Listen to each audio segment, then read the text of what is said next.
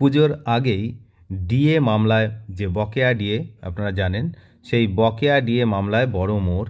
Supreme কোর্টে কি বলল রাজ্য সরকার আপনারা জানেন যে আজ 22শে সেপ্টেম্বর 2025 রাজ্য সরকারের তরফ থেকে লিখিত বক্তব্য জমা দেওয়ার লাস্ট ডেট ছিল। তো কি বিষয় এই ভিডিওতে আমরা একটু জেনে নেব। শুনানি শেষ হলেও রায়দান কিন্তু স্থগিত রেখেছে বিচারপতি সঞ্জয় করল এবং বিচারপতি প্রশান্ত কুমার মিশ্রের ডিভিশন বেঞ্চ। এবার বকেয়া মহার্ঘ ভাতা বা ডিএ মামলায় সুপ্রিম কোর্টে লিখিত বক্তব্য জমা দিল রাজ্য সরকার। কি বলা হয়েছে তাতে?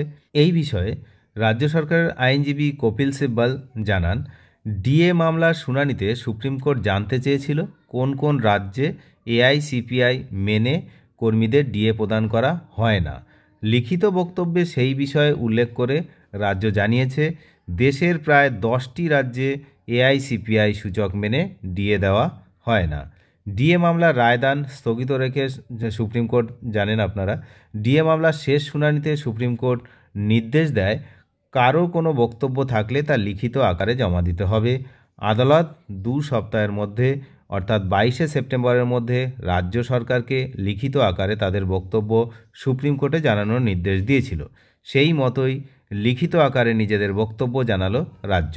রাজ্যের পাল্টা বক্তব্য জমা দিতে চান মামলাকারী সরকারি কর্মীদের একাংশের আইনজীবী করুণা নন্দী। সুপ্রিম কোর্টের নির্দেশ ছিল রাজ্য বক্তব্য জানানোর 1 সপ্তাহের মধ্যে অর্থাৎ 29শে সেপ্টেম্বর, এই চলতি মাসের 29শে সেপ্টেম্বর মধ্যে কিন্তু মামলাকারীরা রাজ্যের জবাবে কি তাদের বক্তব্য সেটাও জানাবে সুপ্রিম কোর্টে। আর এই যে 3 সপ্তাহ পর যেদিন লাস্ট শুনানি হয় আপনারা জানেন, তারপর 3 সপ্তাহ পর অর্থাৎ 29শে সেপ্টেম্বরের পর ডিএ মামলা চূড়ান্ত রায়দান সামনে আসবে। কিন্তু কবে রায়দান হবে সে বিষয়ে আমরা একটু পরেই আসছি, যে আপাতত কি জানা যাচ্ছে। প্রথমে মনে করা হচ্ছিল যে অক্টোবর মাসে ডিএ মামলার রায়দান হবে, তবে সমস্ত প্রক্রিয়া শেষ হওয়ার পর দুর্গাপুজো এবং দীপাবলির ছুটির কারণে অক্টোবরে রায় বেরোনোর সম্ভাবনা প্রায় নেই বললেই মনে করা হচ্ছে। ডিএ মামলার চূড়ান্ত রায় নভেম্বর মাসের প্রথম সপ্তাহের মধ্যে ঘোষণা করা হতে পারে বলে মনে করা হচ্ছে, যদিও সুপ্রিম কোর্ট কিন্তু এই তরফে এই রায়ের বিষয়ে কোনো আপডেট এখনও দেয়নি। তো এই হলো বিষয়। রাজ্য সরকার এই যে 22 তারিখ অর্থাৎ 22শে সেপ্টেম্বর আজকের মধ্যে তাদের লিখিত বক্তব্য জমা দিয়েছে।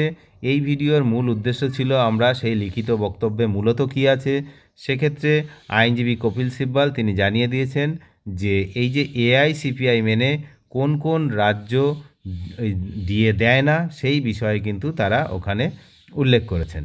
অপরদিকে কর্মচারীদের আইনজীবী যারা রয়েছেন তারাও তাদের এর পরিপ্রেক্ষিতে লিখিত বক্তব্য জমা দেবেন এই মাসের 29 তারিখের মধ্যে। তারপরই কিন্তু রায়দানের বিষয়টা পরবর্তীকালে আসবে। অনেক ধন্যবাদ শেষ পর্যন্ত দেখার জন্য। চ্যানেলে নতুন হলে অবশ্যই চ্যানেলটিকে সাবস্ক্রাইব করে সঙ্গে থাকবেন। Thank you.